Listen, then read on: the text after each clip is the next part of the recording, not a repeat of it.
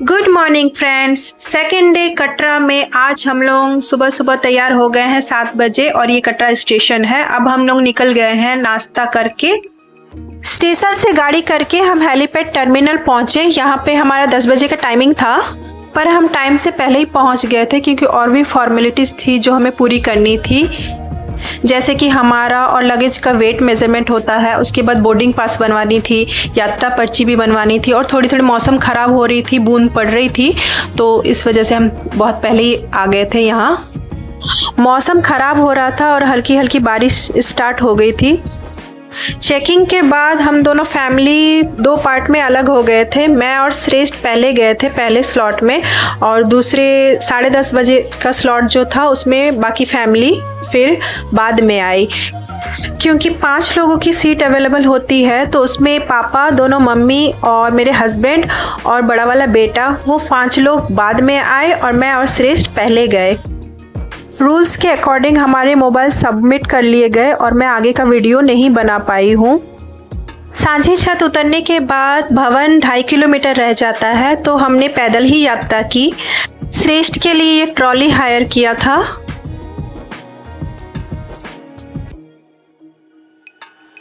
और ये शिवाजी मजे में और ये श्रेष्ठ के भी बहुत मज़े आ रहे थे। और पीछे आ रहे थे पापा और मैं बड़ी मम्मी को पकड़ के लेके आ रही थी क्योंकि उनको नीचे उतरने में प्रॉब्लम हो रही थी, और हम जयकारा लगा रहे थे, जय माता दी। ये यात्रा बहुत ही यादगार और सुकून भरा था। 2.5 किलोमीटर कब निकल गए पता ही नहीं चला। ऑलमोस्ट हम माँ के दरबार पहुँच ही चुके थे। यहाँ एक पॉइंट ऑफ व्यू था जहाँ से माँ के भवन की झलक दिख रही थी। यहाँ भीड़ कम ही होती है, इसलिए लोग यहाँ अक्सर थोड़ा देर बैठ के फ़ोटो शूट करवाते हैं। माँ के भवन के पहले ही एक बार्बर शॉप में अब श्रेष्ठ के मुंडन की बारी आ चुकी थी, और जिस काम के लिए हम आए थे 5 साल का हो गया है श्रेष्ठ। शिवाजी का भी मुंडन यहीं कराया था और श्रेष्ठ का भी अब मुंडन यहीं हो रहा है। हमें लग रहा था कि श्रेष्ठ रोएगा, शायद अपने बाल कटवाने नहीं देगा, पर वो अपना चिप्स खाता गया और आराम से वो बाल कटवाता रहा। पहले तो हमने श्रेष्ठ को मुंडन करवाया, उसके बाद उसको नहला के अच्छे फ्रेश कपड़े पहना के तब हम भवन में माँ के दर्शन करने के लिए गए। माँ के दर्शन से पहले भी चेकिंग होती है, जहाँ फ़ोन और कैमरा वो अलाउ नहीं करते हैं, तो फ़ोन रख के हम दर्शन करने के लिए गए। दर्शन करने के बाद वहीं पे हमने भवन के पास ही लंच किया और श्रेष्ठ पी रहा है रियल जूस। बहुत अच्छे से ही माता रानी के दर्शन हो गए थे क्योंकि शाम के टाइम पे बहुत भीड़ होती है क्योंकि आरती का टाइम हो जाता है। लंच करने के बाद हम रेस्ट करने के लिए अपने रूम की तरफ जा रहे थे और हमने 2 रूम बुक करवाया था भवन के सामने ही। थोड़ी सी दूरी थी, ज़्यादा दूर नहीं थी। एक कमरा हमारा वैष्णवी भवन में था और एक कमरा था गौरी भवन में। मम्मी पापा का कमरा गौरी भवन में था, लेकिन हमने एक्सचेंज कर लिया था क्योंकि खाना खाने के लिए हमें वापस भवन तक जाना पड़ता था। खाने पीने को लेकर भी अब बहुत सारे चॉइसेस हैं और पहले इतना नहीं था जब मैं फ़र्स्ट टाइम गई थी। अब तो डोमिनोज़ पिज़्ज़ा भी है यहाँ पे, जो कि बच्चों का फेवरेट है। आराम करने के बाद जब हम उठे तो रात हो चुकी थी और रात का नज़ारा मैया का भवन का इस तरह से था। बहुत ही सुंदर था, बहुत ही सुंदर। चारों तरफ से पहाड़ था, रोशनी और कहीं से आ नहीं रही थी, और बीच में मैया का भवन की ये जो लाइट्स थी बहुत सुंदर लग रहा था देखने में। रात को भी डिनर के लिए हमें नीचे भवन तक जाना पड़ा क्योंकि हमारे रूम के आसपास कोई ऐसा था नहीं और नीचे ही जाना पड़ता है भवन के पास में ही, वही खाना अवेलेबल है। और हम डिनर करके फिर से ऊपर आए अपने रूम में सोने के लिए। और डे 3 जो मेरी आंखों के सामने था वो कोई सपना नहीं था, सच था। ये अक्सर सब लोगों का सपना होता है कि ऐसे ही सुबह उठते ही माता के भवन के दर्शन हो, पर ये हकीकत मेरे साथ हुआ। अक्सर ये लोग कहते हैं कि माता के भवन के सामने भी मेरा एक घर हो, पर ये पॉसिबल तो नहीं है, लेकिन मेरे साथ ये ज़रूर हुआ कि मुझे एक रात वहाँ रुकने का मौका मिला। आज तीसरा दिन है और आज हम जाएंगे भैरव बाबा के दर्शन करने, क्योंकि भैरव बाबा के दर्शन के बिना माता के दर्शन करना अधूरा माना जाता है। हम नहाकर रेडी हो चुके थे, भैरव बाबा के दर्शन करने के लिए जाने वाले थे और हमें रूम भी छोड़ना था। तो हम सबसे पहले नीचे भवन तक गए। मौसम साफ था, धूप निकल रही थी, मॉर्निंग का टाइम था। भैरव बाबा के मंदिर हम रोपवे से जाने वाले थे और रिटर्निंग भी हमारा रोपवे था, पर यहाँ बहुत भीड़ थी। यहाँ हमें थोड़े लंबे समय तक के लिए वेट करना पड़ा। यहाँ आने से पहले हम ब्रेकफास्ट कर चुके थे।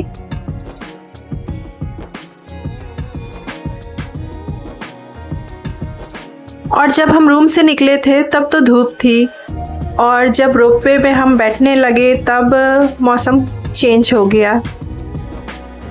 ऊपर जाते टाइम तो मैंने ये वीडियो बना ली थी, पर लौटते वक्त नहीं बनाई थी क्योंकि लौटते वक्त और ज़्यादा मौसम ख़राब हो गया था, तो कुछ दिखाई ही नहीं दे रहा था।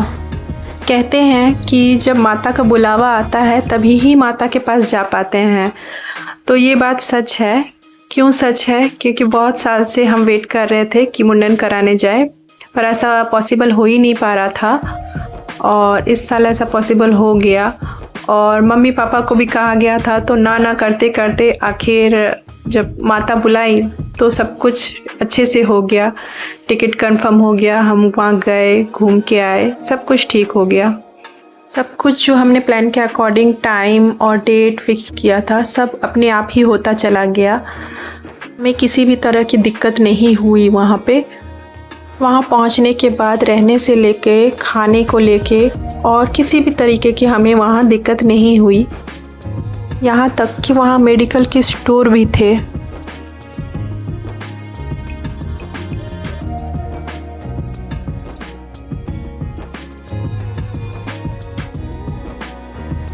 पहुँच चुके थे हम भैरव बाबा के मंदिर दर्शन करने के लिए। पीछे भैरव बाबा के मंदिर के लिए लाइन लगी थी। यहाँ ज़्यादा देर वेट नहीं करना पड़ा, जल्दी ही हम दर्शन कर लिए। दर्शन करने के बाद कुछ देर रुके वहाँ पे। श्रेष्ठ मुंडन के बाद कैसा दिख रहा है। और फिर मौसम इतना ज़्यादा ख़राब हुआ कि सामने के पहाड़ तो बिल्कुल ही नहीं दिख रहे थे।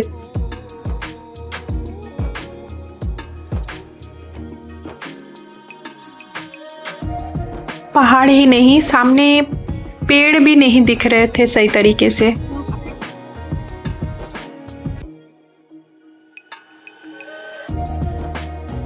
ये भैरव बाबा के सामने ऊपर टॉप का लोकेशन है। यहाँ से नीचे मंदिर भवन दिखाई देता है, पर आज मौसम खराब था तो शायद ना दिखे। यहाँ से नीचे मैया का भवन दिखाई देता है, पर वो भी नहीं दिख रहा था। यहाँ ऊपर बंदर बहुत थे और बंदर का आतंक तो आपको पता ही है कि कैसे प्रसाद छीन लेते हैं। थोड़ी देर वहाँ रुकने के बाद हम फिर नीचे आ गए। अब हम बैटरी कार से नीचे अर्धकुंवारी तक जाने वाले थे, लेकिन टाइमिंग हुआ नहीं था, इस वजह से हम वेट कर रहे थे। अर्धकुंवारी से फिर कटरा तक हम पैदल ही नीचे उतरे। बाणगंगा से पहले एक मंदिर आता है, ये वही मंदिर है। हम शाम तक अपने रूम पहुंच चुके थे और फिर खाना खा के आराम किया। Next morning day 4। आज का दिन हम थोड़ा सा यहाँ मार्केट और लोकल जगह देखने वाले थे। ये हमारी रूम की बालकनी थी। आज दिन भर हमने थोड़ा आराम किया क्योंकि हम थक गए थे, बच्चे भी। और फिर हम लोग मार्केट गए। मार्केट बिल्कुल पास में ही था, लोकल मार्केट बहुत ही अच्छा था। रेस्टोरेंट और डेली नीड्स की चीज़ें पास में ही मिल जाती थी, तो हमें परेशानी नहीं हुई। मार्केटिंग हो चुकी थी हमारी और रात 10 बजे हमारी ट्रेन थी उसी दिन डे 4 को। जाने से पहले आखिरी बार माँ से विदाई ले रहे हैं। जाने का तो यहाँ से बिल्कुल ही मन नहीं करता है, ऐसा लगता कि यहीं रह जाए और माता रानी आशीर्वाद दे कि हर साल एक बार ज़रूर दर्शन करने के लिए आए यहाँ।